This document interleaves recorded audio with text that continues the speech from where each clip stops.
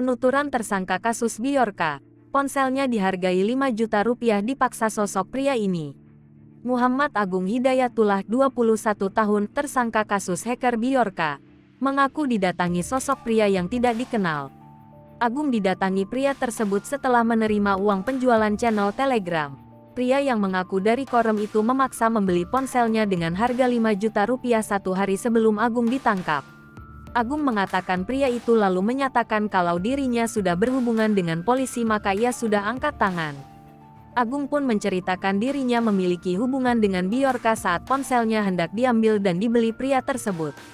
Sehari setelah ponselnya dibeli, Agung ditangkap tim Cyber Mabes Polri saat dirinya masih membantu berjualan es milik Zani di Dusun Pintu, Desa Dagangan, Kecamatan Dagangan, Kabupaten Madiun, Rabu tanggal 14 September tahun 2022 sore.